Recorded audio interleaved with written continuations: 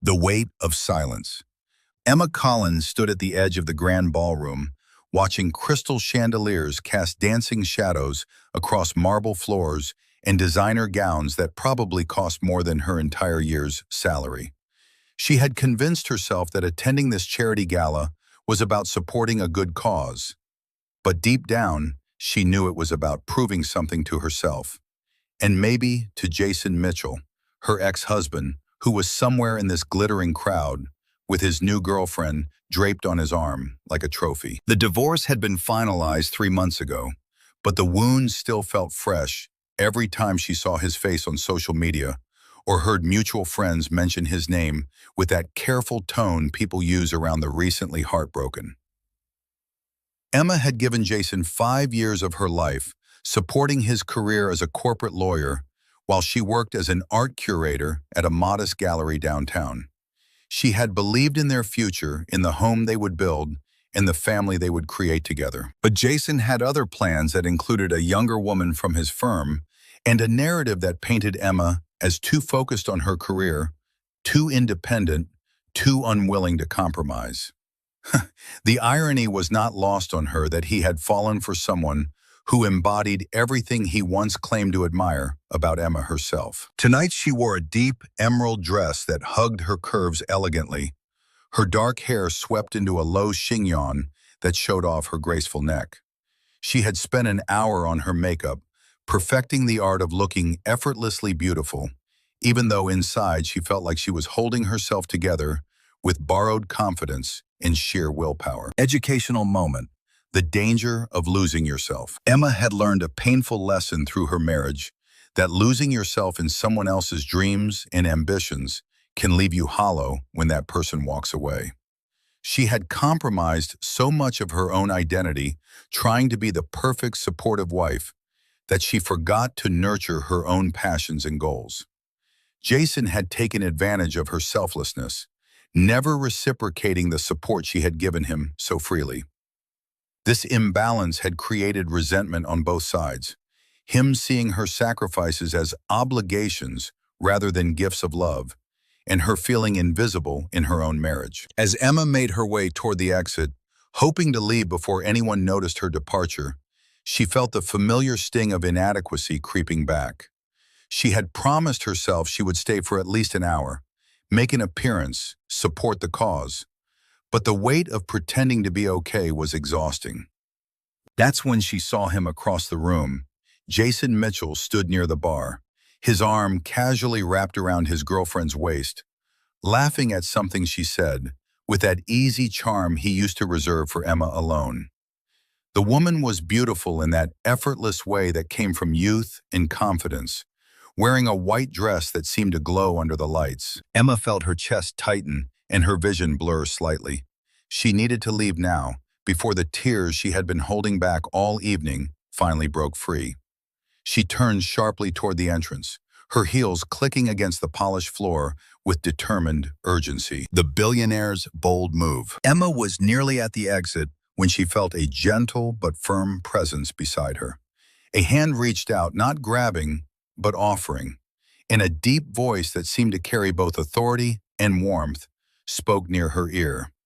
Leaving so soon when the evening has barely begun, she turned to find herself face to face with Nathaniel Whitman, a man whose reputation preceded him like thunder before a storm.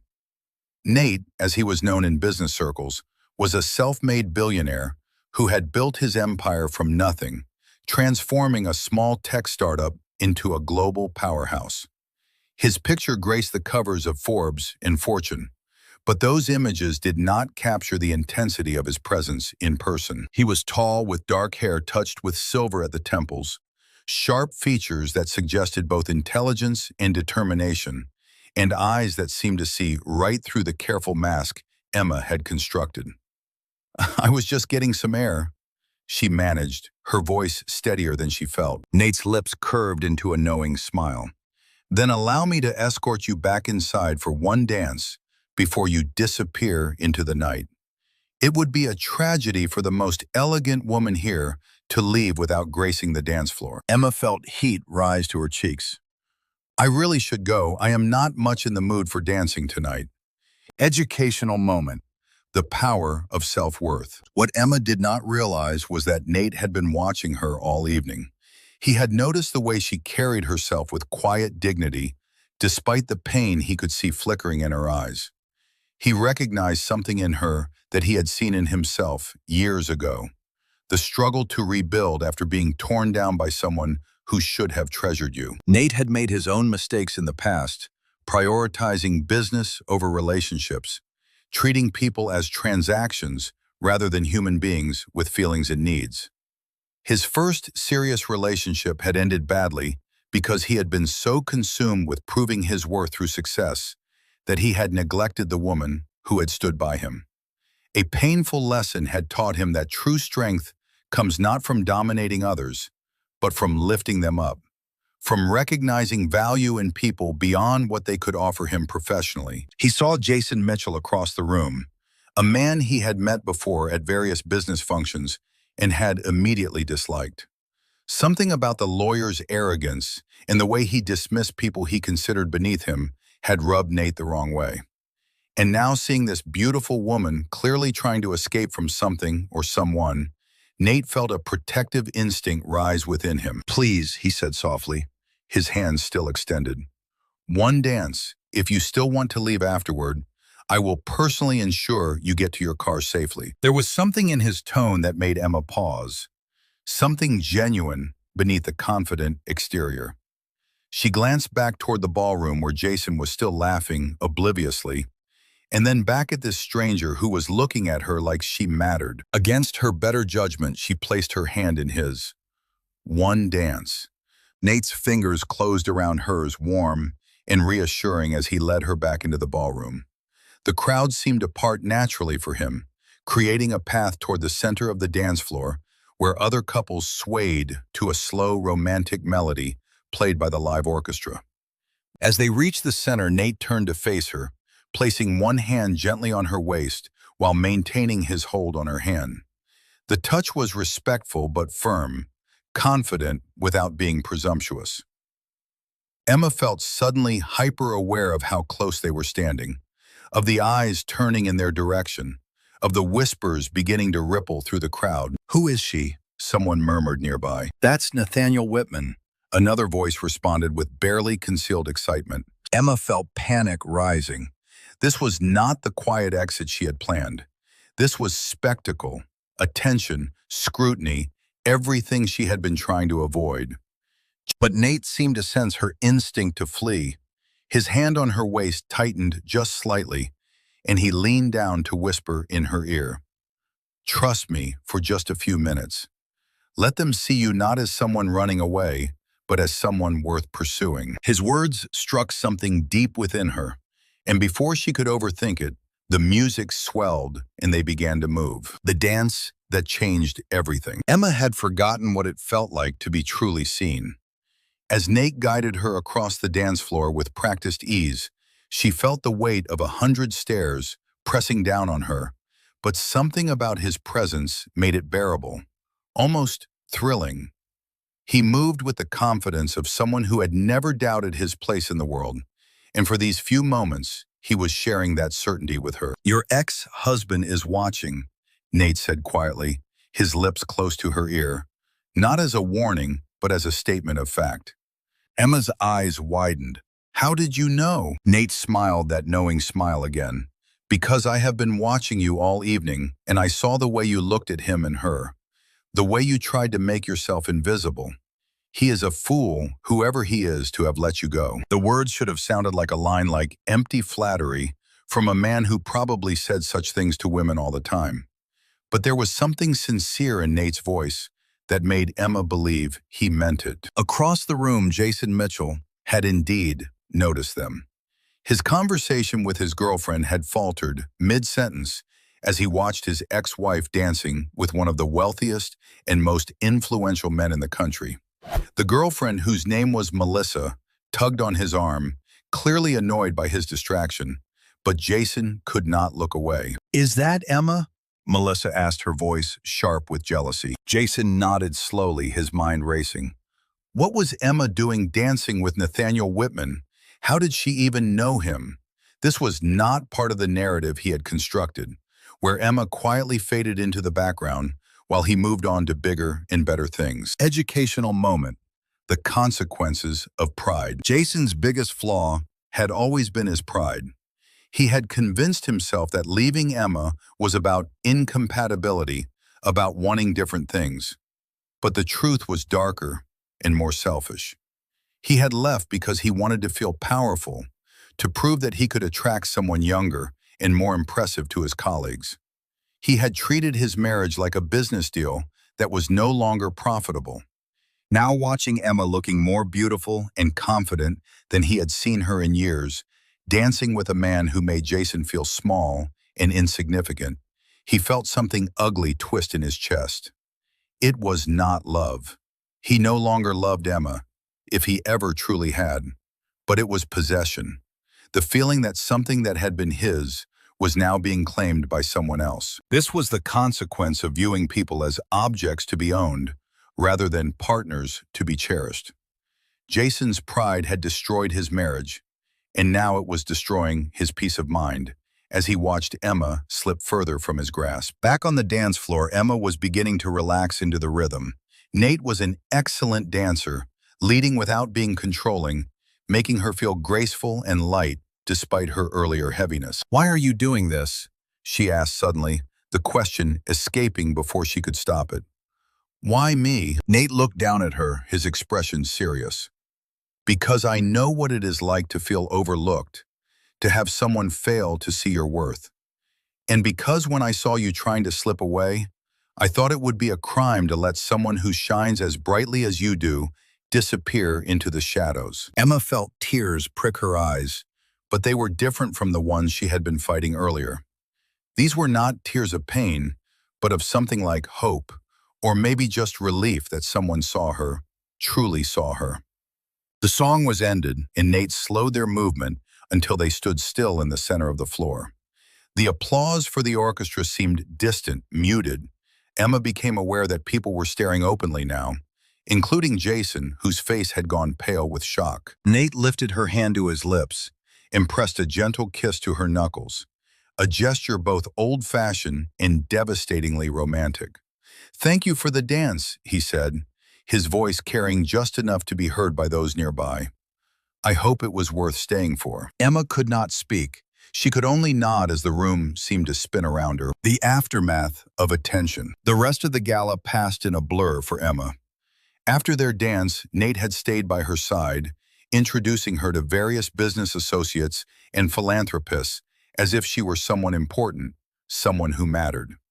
His hand remained a constant presence at the small of her back, guiding her through conversations and ensuring she never felt alone in the crowd. She learned that Nate had a sharp wit and an easy laugh, that he listened more than he spoke, and that he had a way of making everyone he talked to feel like the most important person in the room. But it was clear to Emma, and apparently to everyone else, that his real attention was focused on her. Jason had tried to approach them, once his face a mask of forced casualness, but Nate had intercepted him smoothly. "Mitchell," he said with a nod, "I do not believe we have much to discuss this evening. Perhaps another time." The dismissal was clear and final. Jason had retreated with Melissa in tow, his earlier confidence shattered. Emma should have felt triumphant, but instead she felt conflicted. The attention was intoxicating, but it was also terrifying. What did Nate want from her? Was this just a game to him? A way to pass the time with an amusing distraction? As the evening wound down, Nate walked Emma to the valet. "Your car?" he asked. Emma nodded, suddenly exhausted by the emotional roller coaster of the night. "Thank you for this evening. It was unexpected, but not unwelcome." Nate studied her for a moment, his expression unreadable. Then he reached into his jacket and pulled out a business card. "I would like to see you again, Emma Collins. Not at some public event, but somewhere quiet, where we can talk without an audience." Emma took the card, her fingers brushing his. Why, she asked, again needing to understand. "I am not wealthy or connected. I am just a curator at a small gallery. What could you possibly want with me?" Educational moment. Recognizing your own value. Nate's expression softened. That question tells me everything I need to know about what your marriage did to you. Someone convinced you that your worth is measured by external things, by money or status or connections. But I see something different. I see intelligence, grace, resilience. Someone who has been hurt but has not let it make her bitter. Emma felt her throat tighten. She had spent so long believing Jason's narrative that she was not enough, that hearing someone contradict that so firmly was almost painful. The lesson here was one Emma was still learning, that self-worth cannot come from another person's validation. It had to be built from within, brick by brick, through accomplishments in self-care and refusing to accept less than she deserved. Nate could see her value, but until Emma saw it herself, she would always be vulnerable to people like Jason, who would exploit her insecurity. Your car arrived, the valet announced, breaking the moment. Nate opened the door for her. Call me if you want to, when you are ready. No pressure. Emma slid into the driver's seat, clutching his card like a lifeline. As she drove away, she watched him in the rearview mirror, standing under the glow of the hotel's lights, his hands in his pockets, watching her go. She did not know what to feel. Hope, fear, excitement. All of it swirled together, creating a storm of emotion she was not sure she was ready to navigate. But one thing was certain: her quiet exit had become anything but, and her life had just become infinitely more complicated. At home, Emma kicked off her heels and collapsed onto her couch. Her phone buzzed with texts from friends who had seen photos of her and Nate dancing, already circulating on social media. The gossip sites would have a field day by morning. Quiet curator Emma Collins spotted with billionaire Nathaniel Whitman. Mysterious romance brewing. She looked at Nate's card again, tracing the embossed letters of his name with her finger. Could she really do this? Could she open her heart again to someone, especially someone whose life was so public, so scrutinized? What if this was just another mistake waiting to happen? But then she remembered the way Nate had looked at her, like she was precious, like she mattered. Maybe, just maybe, this was not a mistake. Maybe this was the universe giving her a second chance at happiness. She would call him, she decided. Not tonight. She needed time to process, to think. But soon. Part 5. Choosing to begin again. 3 days passed before Emma found the courage to call Nate. She had spent those days alternating between excitement and terror, reading the gossip articles that speculated about their relationship and fielding calls from curious friends. Jason had even texted her a message that managed to be both condescending and jealous, asking if she was using Nate to make him jealous. She had blocked his number immediately, feeling a surge of satisfaction at the small act of defiance. When she finally dialed Nate's number, her hands were shaking. He answered on the second ring, his voice warm and pleased. Emma, I was beginning to think you were not going to call. She laughed nervously. I almost did not. This is all very overwhelming. I understand, Nate said, which is why I want to take you somewhere quiet tomorrow, if you are free. Somewhere we can talk without cameras or crowds. Just us. Emma hesitated, then made her decision. Determined. Okay, yes, I would like that. The next day, Nate picked her up in a surprisingly understated car.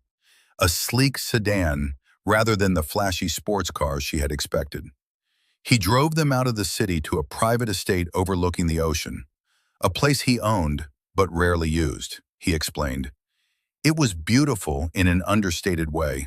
All clean lines and natural materials, with floor-to-ceiling windows that framed the endless blue of the sea. They sat on the terrace with coffee and pastries, and for the first time, Emma felt like she could breathe. Nate asked her about her work, and actually listened as she talked about the artists she represented and the exhibitions she had curated. He asked thoughtful questions and shared his own passion for collecting contemporary art. I was married once, Nate said suddenly. A long time ago, when I was still building my company, I was obsessed with success, with proving that I was more than the poor kid from a rough neighborhood who was not supposed to amount to anything. Emma listened quietly. Educational moment. Learning from past mistakes. I treated my wife like she was part of the business plan, Nate continued. I expected her to support my dreams without investing in hers. I took her for granted, assumed she would always be there. And when she finally left, I was shocked, angry. I did not understand what I had done wrong.